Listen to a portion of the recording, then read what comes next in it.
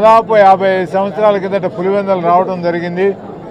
అప్పటి నుంచి ఆ కుటుంబం మా కుటుంబం ఒకటే మాటగా ఒకటే బాటగా మధ్యలో కొన్ని రోజులు రాజకీయ విభేదాలు కొన్ని ఉన్నా ఆత్మీయ అనుబంధం ఎక్కడికి పోలేదు.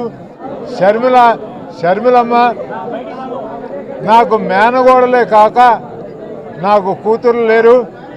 నా కూతురు లాంటిది, వరుసకి కోడలైనా మేము ఒక కుటుంబ సభ్యురాల్లాగా కూతురులాగానే ప్రేమిస్తాము ఆవిడ్ని, ఆవిడ పిల్లల్ని కూడా.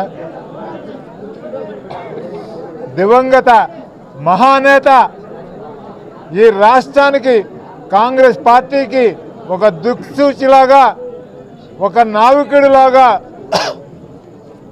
తనదైన ప్రత్యేకమైన ముద్ర వేసి పేదలకు అనేక సంక్షేమ పథకాలు తీసుకొని వచ్చి ఆంధ్రప్రదేశ్ రాష్ట్రాన్ని, కాంగ్రెస్ పార్టీని దేశంలోనే అగ్రగామిగా నిలబెట్టిన రాజశేఖర్ రెడ్డి బిడ్డ, మీ అందరి ముద్దుల బిడ్డ, మమ్మల్ని అందరినీ మా అందరికీ మార్గదర్శకంగా ఉండి మమ్మల్ని నడిపించమని మా ఏఐసిసి రాహుల్ గాంధీ గారు, మల్లికార్జున ఖర్గే గారు మాకు నాయకత్వం వహించమని అడిగారు.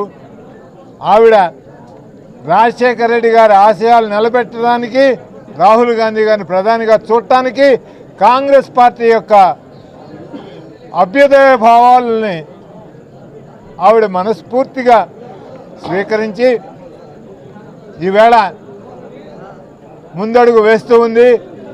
వారి తండ్రి గారి ఆశీస్సులే కాకుండా మీ అందరి అండదండలతోటి, ముఖ్యంగా పులివెందుల ప్రజలు, కడప ప్రజలు, రాయలసీమ ప్రజలే కాకుండా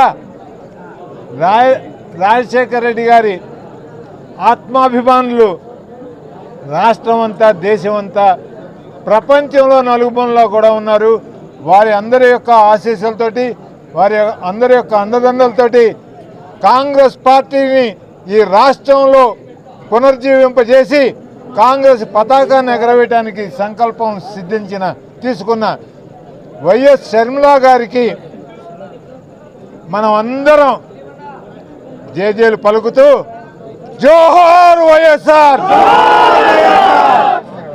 షర్మిలమ్మ రాజశేఖర్ రెడ్డి అన్న చివరి కోరిక రాహుల్ గాంధీ గారిని ఈ భారతదేశ ప్రధానిగా చేయాలి అనేటువంటి మాట నిలపడానికి కోసం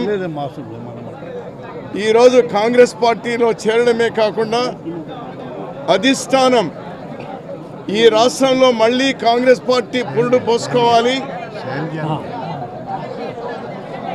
రాజశేఖర్ రెడ్డి గారు 2 సార్లు కేంద్రంలో కాంగ్రెస్ ప్రభుత్వం రావడానికి దోహదపడ్డారు. మళ్ళీ అటువంటి బాధ్యత షర్మిలమ్మ తీసుకోవాలి అని ఈరోజు ఆమెకు బాధ్యత అప్పచెప్పినారు. మేము మనస్ఫూర్తిగా వెల్కమ్ చేస్తూ ఉన్నాం. ఆమె పిసిసి అధ్యక్షురాలుగా ఈ రాష్ట్రం కేంద్రానికి అమౌంట్ పోదు, రాష్ట్ర ప్రజలు బానిసలు కాదు, కేవలం కొన్ని పార్టీలు బానిసలు కావచ్చు, కానీ రాష్ట్ర ప్రజల ఆత్మ గౌరవాన్ని నిలపాలి, ఈ రాష్ట్రం యొక్క హక్కులు సాధించుకోవాలి. ఎర్రకోట మీద రాహుల్ గాంధీ గారు ఆగస్టు 15వ తేదీన జెండా ఎగరవేయాలి ప్రధానిగా. దానికోసం ఆమె అడుగు ముందుకు వేశారు. రాజశేఖర్ రెడ్డి అన్న ఆశీస్సులు పొందాలి అని మమ్మల్ని కూడా అందరినీ ఇక్కడ తీసుకొచ్చినారు. వేలాది మంది ఇక్కడికి వచ్చినారు.